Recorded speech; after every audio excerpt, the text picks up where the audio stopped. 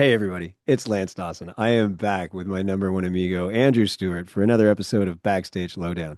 Today, we have musician, songwriter, and activist Richard Todd in studio with us. We're going to talk about Red Path Traffic, his band, and his movement to help the GTA homeless, which in turn will, if effective, is going to help all of us. So I want you guys to all listen to this, find out about it, and he's a really interesting guy, and I absolutely love the fact that he is taking it to the streets, trying to get active, trying to help the incredibly exploding population of homelessness in the GTA.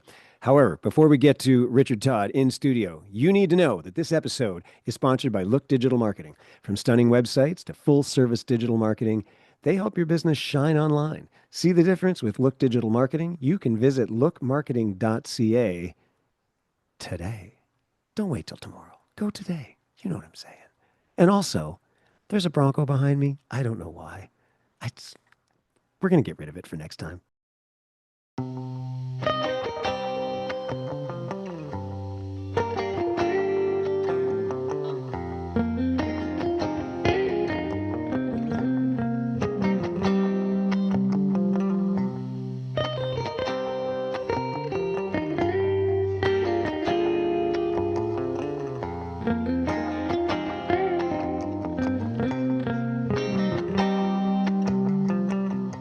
Hey, Richard, how you doing?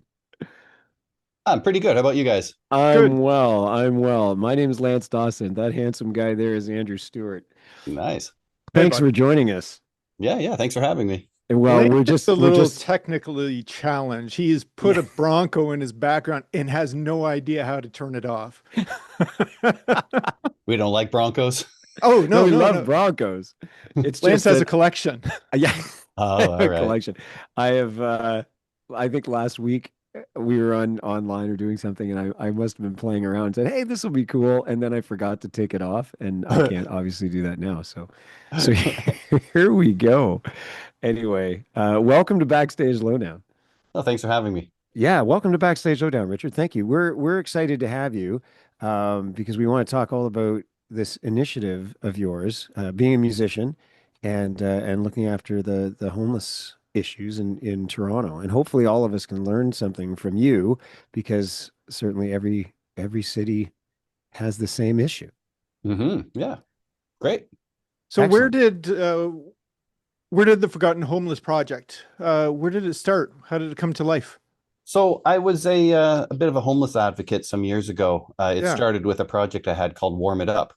And what Yeah. Warm It Up entailed was going out into the streets and just giving out gifts to people who needed to come in from the cold. It was in December. It was particularly cold season that year. Giving out coffee cards so they could go into their local coffee shop and enjoy Great a warm idea. drink for a few minutes. We also added socks to the initiative as well, and we formed a little sock patrol who went out and started giving out socks to people. Yeah, it was great. And the idea actually went viral somewhat. What started as a little initiative here in Toronto grew, thanks to the power of social media, to go all over the world. And I think up to 3,000 people, I think that was the last number that I saw, were helped in one season. And it was just tremendous. The power of social media and people's desire to go out and do something very simple during a time of year, especially when, as they say, need is felt the most. So that's where it started with the Warm It Up Sock Patrol. So several years later, I was in a downtown Toronto bar with my band, Red Path Traffic. We were part of a showcase. And there was a young fellow on the stage, 22, 23 years old, just Yeah. him and his acoustic guitar playing a song. Sounds great. Looks like you or me, except 22. And he What are you saying? I don't understand what you're saying. What's he alluding to? nothing. That's right. Yeah, so he was on stage, and at the end of his set, he said, "Does anybody out there have a bed I can sleep on or a couch somewhere? Because I have nowhere to go tonight." And it really was an eye opener to the fact that not only are they the homeless? There's the homeless that we see, the tent encampments Yeah. and people on the street, but also the hidden homeless as well, and how it impacted the population, and also the arts community too. I mean, the pandemic was bad enough for the Toronto arts community, the musicians in particular. Mhm. Um, but really, I thought, wow, I mean, this is, you would never guess that this young fellow was affected by homelessness, but he was. So it gave me the idea of getting a community of Toronto independent musicians together and singing a song in a "We Are the World" kind of style to not only raise awareness about this growing crisis, but also to raise money and support the unmet needs campaign from Wood Green Community Services, also located here in Toronto, to help do what we can to combat this terrible thing that's permeated our society. That's incredible. It's funny to me that, well, I mean, funny, not haha, but it's interesting, because you're absolutely right. There is a distinction between the very visible homeless population and then, and so I don't know, I'm not saying it's better or worse. I just think that sometimes it's just exceedingly different when you see somebody and you think they're doing okay. He's here playing in a bar, but still doesn't have a place to sleep that night. I really like your idea though of the Tim Horton coffee cards, the socks, because I know that, when I speak to different people and their different backgrounds, and I'm not judging, I just think everybody has a different idea or level of empathy or whatever they call it. Some people struggle giving money. They don't know what's going to happen with that money, and somehow they feel entitled to say what happens to that money, which is that fine. Um, but I really love the idea of walking around with, $5 or $10 Tim Horton cards in your pocket. I think that's just genius. Um, I don't know if you're aware, but a few years ago I was in Ottawa in the wintertime, only because I had lost my mind. Who goes to Ottawa in the wintertime? Anyway, there's a city of multiple, multiple, multiple statues, right? It's Canada's capital. We've got statues everywhere. And they have a program where they just put toques and scarves on all the statues. So when the homeless people are walking around at night, if they need a scarf, there's one. If they need a toque, there's one. And I just thought this is amazing. So there's some real great initiatives out there, and we certainly want to highlight this one. So that's great. Yeah, The I didn't know if you'd heard of that, Richard, before. I, But I think I've heard of somebody doing that. It was brought to my attention. But yeah, but you were involved in that, you said? no, I wasn't involved. I was just there, and I noticed. Because they Oh, didn't have, right. as far as I know, they didn't have a name, warm it up or anything like that. I think that somebody had just started this initiative, and it was kind of like one of these cool grassroots movements of putting scarves and toques on statues, and a couple of them had signs like, "Hey, if you need it, take it," right? That kind of stuff. Right. And all of a sudden, instead of maybe dropping things off at Variety Village or whatever, people were just clothing all these statues, which Right. I thought Uh, was, I mean, there's always really great ways to help, right? it really is. But what I really love about this current initiative that we're doing with the Forgotten Homeless is a lot of people, and we had this concern with Warm It Up as well, um, approaching other people to give them a card because sometimes you don't know what kind of reaction you're going to get. And who wants to walk? Everyone's busy. Who wants to walk around downtown Toronto, giving things out and spending money during tough times? But this is a great way to help support them by simply streaming a song. You can do it in your car, you can do it at home, you can do it anywhere, and you can do it multiple times because every stream helps support Wood Green Community Services, right? So it's a great way to passively give Right. uh, without having to go out and get involved directly if you're not comfortable doing so. So, Richard, explain that to me. I just want people to understand. So, obviously, Red Path Traffic is involved in this. Are other artists just everybody's contributing songs to this cause so that people can download, and then that download stream goes to the cause? Is that how that's working? Yes, it's close. We have one song. I wrote a song called The Forgotten Homeless. And as a collective, we're called Artists Against Homelessness. There are 12 other singers involved. So Okay. again, think of We Are the World, how someone sings a couple Right. lines and it goes down the line, right? Something like that, except without Quincy Jones. But we did have Chris Burkett, who's an amazing, amazing music producer and helped bring the song to life. And yes, when people stream it, the royalties go to Wood Green Community Services for their unmet needs campaign.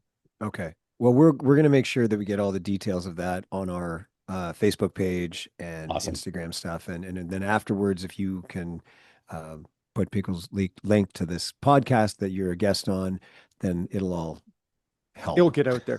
I should For sure. mention, and I never actually talk about this at all, but Backstage Lowdown, we actually have a Spotify account with a playlist called On Stage with Backstage. And we actually put every artist that's ever been on the show, some of their music onto that playlist. And I've actually already gone on and added your song to the playlist as well. Oh, thank So you. if people are listening, it's an easy way to find it. Perfect.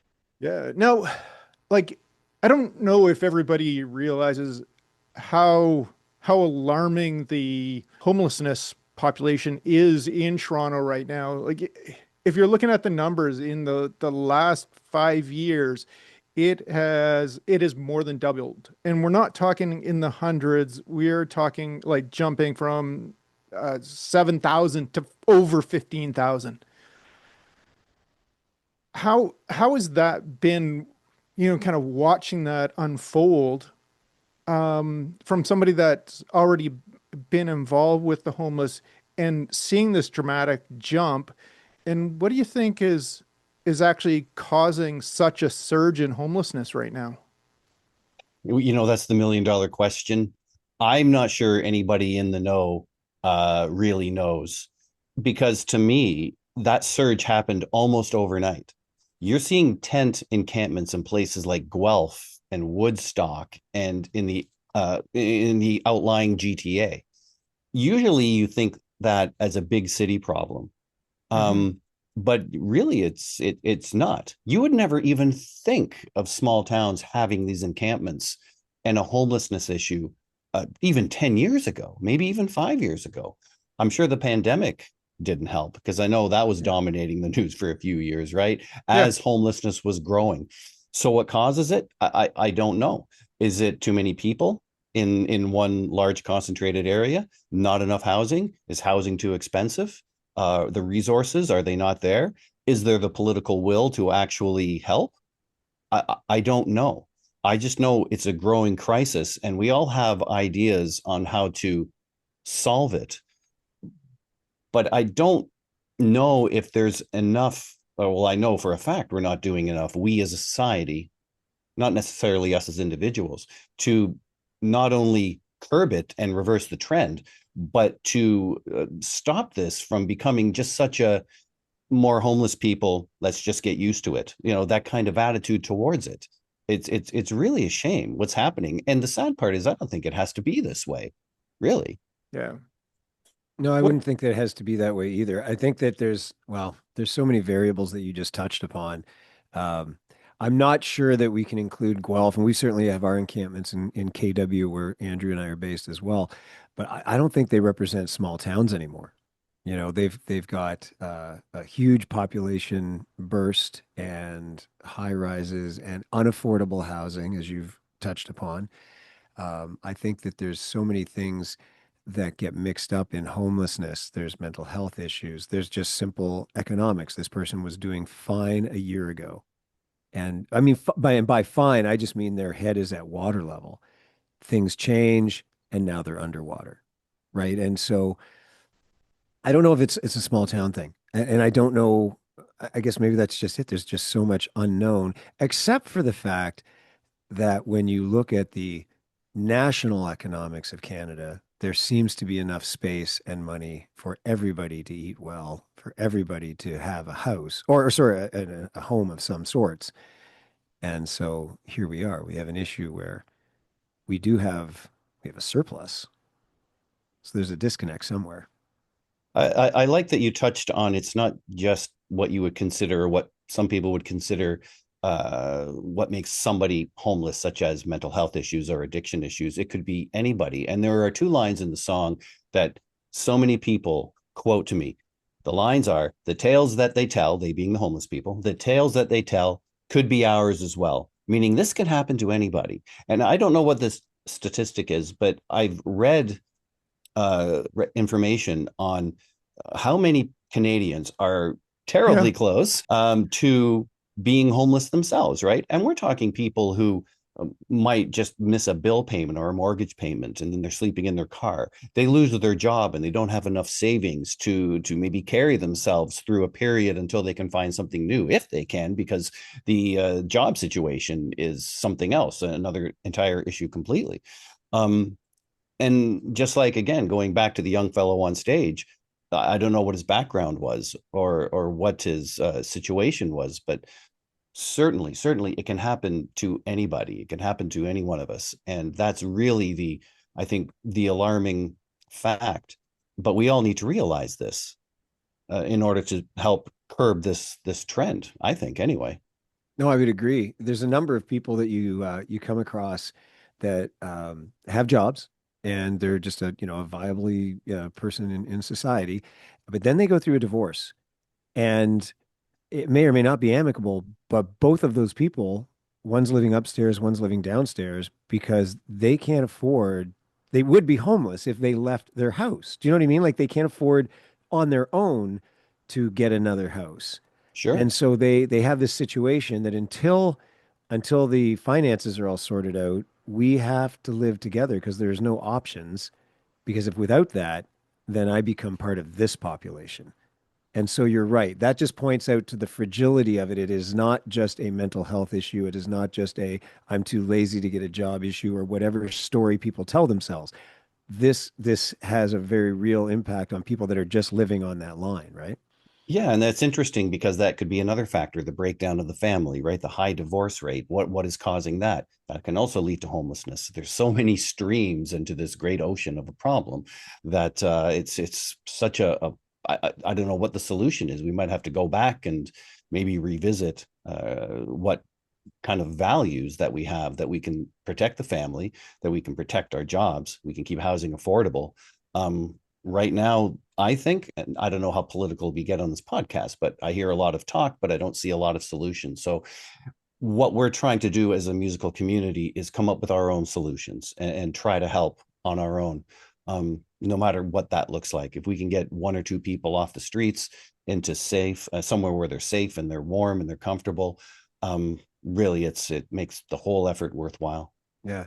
I gotta just grab a soapbox for 30 seconds. And I always find it so interesting that when there are times of need, people are always quick to cut the arts. The arts programs are always the first to go. And musicians don't traditionally walk around with $100 bills falling out of their pockets.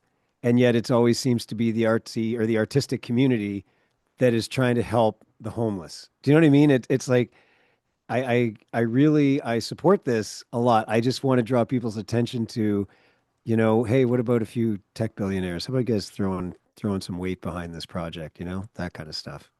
Sure, well, I'm all for that. Yeah, but I mean, Yeah. it's Yeah. always the artists, it's always the musicians that are often first to respond to an issue like this. I think we're Um, last responders. I yeah. don't know if you'd call us first Well, responders. We're last responders, really. I don't know. And addressing the high divorce rate, Richard, holy cow, if you had to live with Andrew like 5 minutes, God, his wife's a I saint, I am really. challenging. Yeah, I he's am so challenging. challenging. Um, what I guess just trying to think about it, what is maybe something that a listener could do immediately to affect change? And then what is something that perhaps they could do to affect change long term? Because it's not going to be solved overnight, but perhaps we could change some people's lives by starting now. Well, streaming the song is a great start because Yep. Wood Green has a great program, their Unmet Needs campaign. So the more streams we get, the more people we can help. And as we probably all know, I don't want to name companies, but streaming the royalties from there aren't, you're not going to buy a pool with your first single, right? I'll put it to you that way. Yeah. So it takes a lot of streams to accumulate any kind of meaningful change. So please, if listeners can stream the song over and over, that would be great. They can go to the Wood Green website learn more about the unmet needs campaign, and make a donation privately there to help support the good work that they do. In terms of long term, honestly, all I can say is to engage with the people who have control of these issues and who can control the direction of how our communities are run and influenced. And that would be obviously lawmakers, possibly corporations as well. By partnering with some corporations, we can make a change. But certainly with lawmakers, definitely I think they need to be influenced to really, really find the solutions. And honestly, I think the solutions are there. I mean, Toronto's getting the World Cup next year, right? Yeah. So I don't know how many homeless people are going to be on the streets then. So No, this, You're right. but I think the historically, I solution, think they get shipped out. I know Vancouver shipped out a lot of homeless people to Kelowna. right, So if that's right. a trend, yeah, and I hope it's not. I hope there's maybe more of a solution than that. Yeah, so we need the long-term solutions, but we also need to influence the political will for people to actually come up with solutions, and not even just come up with them, but implement them as well, right? Right. And I'm not leaning towards any political side here. I'm No, for just sure. saying in general, let's get to work and let's stop talking and let's actually do something now. Hmm. No, I would agree with that. That's fantastic. Maybe the World Cup, instead of having, volunteers that already have jobs, we could tap into the homeless population that are capable of doing jobs for the World Cup and maybe not make it volunteer. Maybe get some money flowing their way so that gets them, these are the ones that, like I said, were recently homeless or not, you know what I mean? And we could at least take a percentage of that and help out. So, Yeah, give them opportunities if they're not working right now to act as ambassadors to the city or in some other capacity to elevate them yeah. as well out of the situation that they've unfortunately found themselves in. So, I mean, it takes a lot of empathy, I think, and I think the arts community is very empathetic to speak back to that point about how musicians and arts in general, they're one of the people who first communities to jump on board with these things. And I think it's because as songwriters, we feel, I don't know if it's a Yeah. blessing or a curse, but certainly if we can use it to do good things, then it's certainly a blessing. Well, historically, songwriters and poets, etc., reflect sort of the sign of the times, right? So, wartime, there was always wartime songs, wartime poetry, that sort of thing. So, songwriters are, in my mind, no different really than reporters, that sort of thing. They just report it differently, So, what you're Sure. writing, it's always a sign of the times and reflecting what's going on. It's interesting because there are songs from World War One and World War Two that are sad, but they're also quite patriotic, especially in World War Two. And as Vietnam, Yeah. as a lot of the folk artists started thinking or looking at Vietnam and commenting on that, then the tide changed a little bit, right? Into more socially conscious issues. The environment is another big one. I think Graham Nash was one of the original environmentalists out there.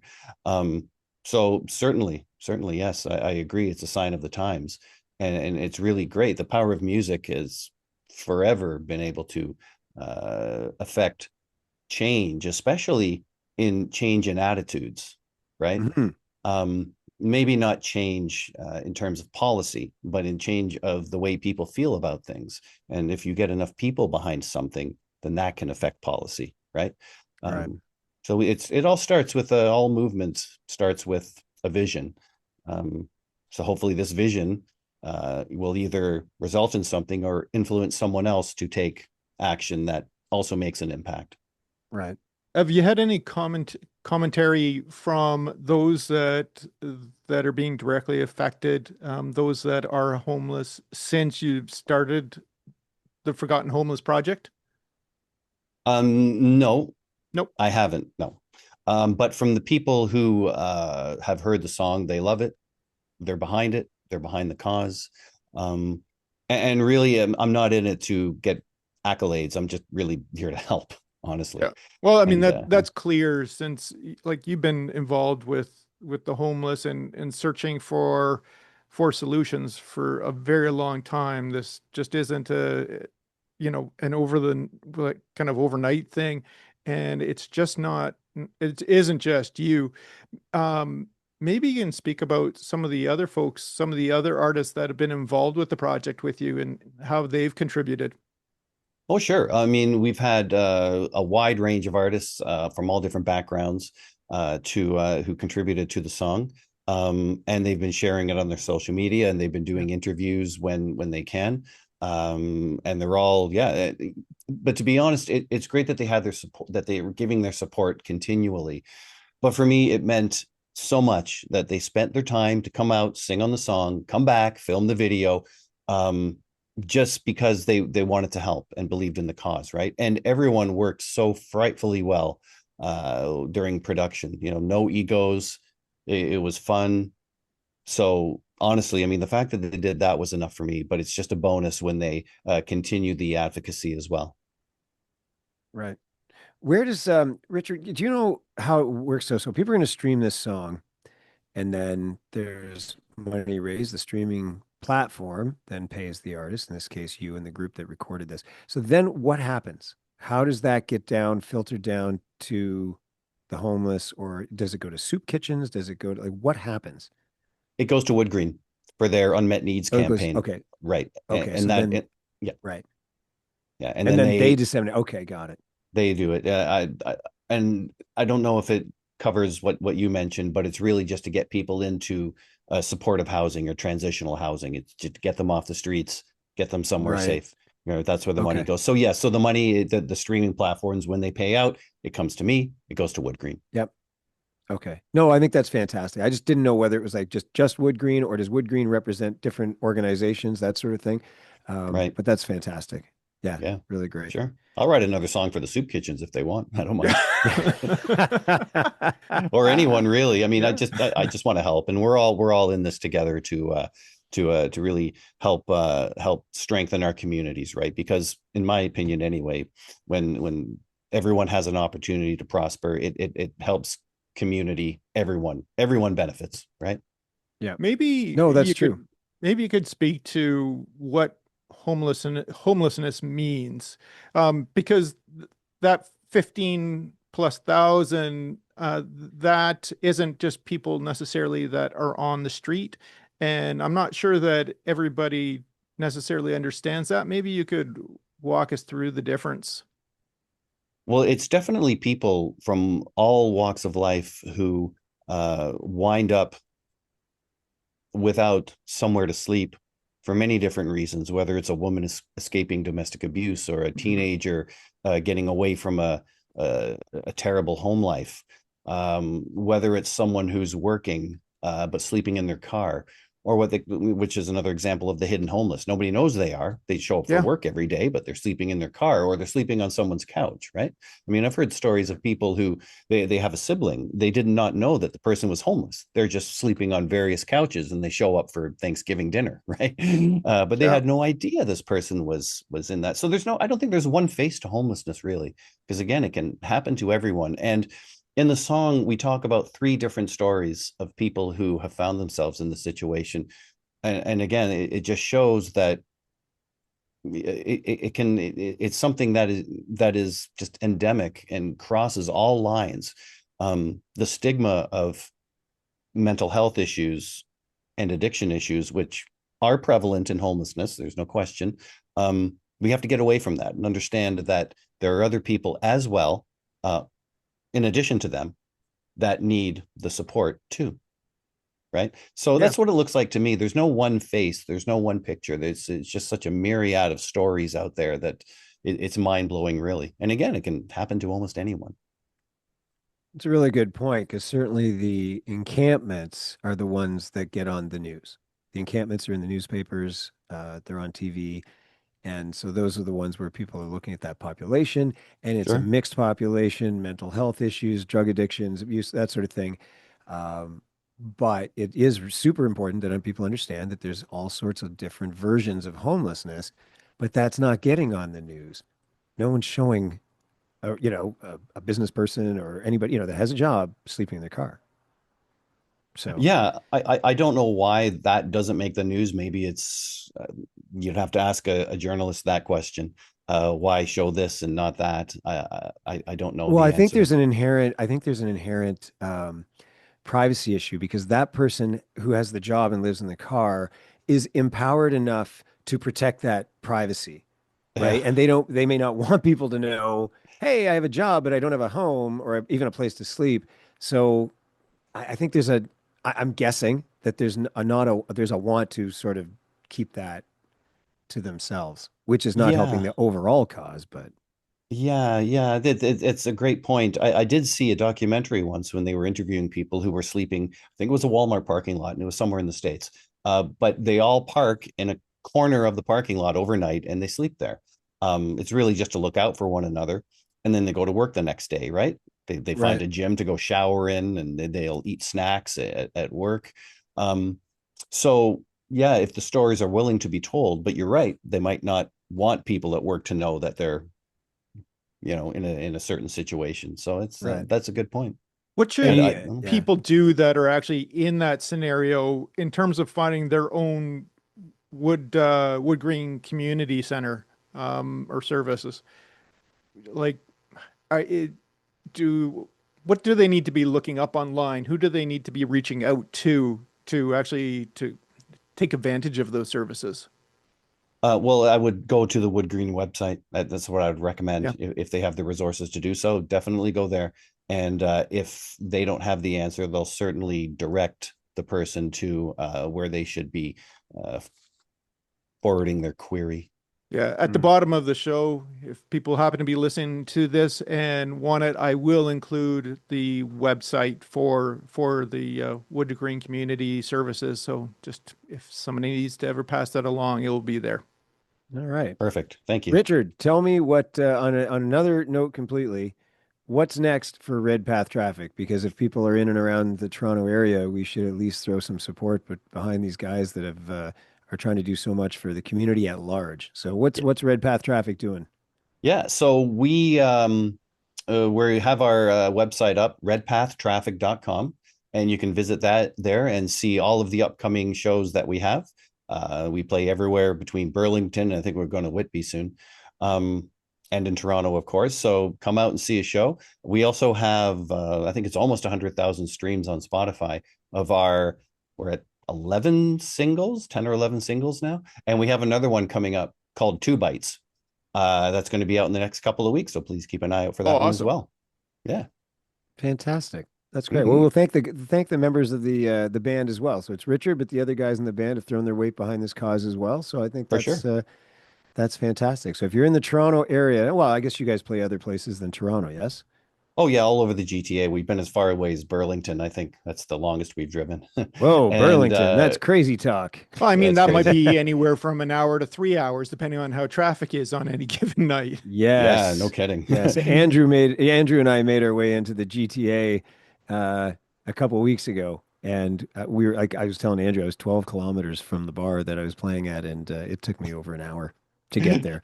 And Andrew It had to talk me off a ledge when I got there. I was like, what the heck? well, that's what they say about Toronto. Toronto is an hour away from Toronto. Yeah, You know. I love it. Listen, Richard, Richard. we Oh, always yeah, we go ahead. always like to wrap up our show just with a quick rapid fire round, just to so people can get to know you a little bit better. We'll all judge you for your answers, but it's Awesome. just simple answers, just shoes or boots. Then you choose boots, that sort of All thing. right. All So right. let's start it out. Audio or video, Audio. Audio. lyrics, notebook, or laptop, Laptop. rehearsal chaos or on stage nerves, On stage nerves. dialogue or action, Oh, action, definitely. minimalist stage or full production design, You get one before the other, but I'll go with minimalist. writing in silence or with music, Silence. rewrites or first drafts, Rewrites. an actor's perspective or audience's reaction, Actor's perspective. standing backstage or sitting front row. Standing backstage. And last but not least, What's more powerful, a laugh or a tear? A laugh. And that has been another episode of Backstage Lowdown. Wow. Richard, thank you so much. Yeah, Thank you thank you, guys for Richard. having me. I really Much- appreciate it.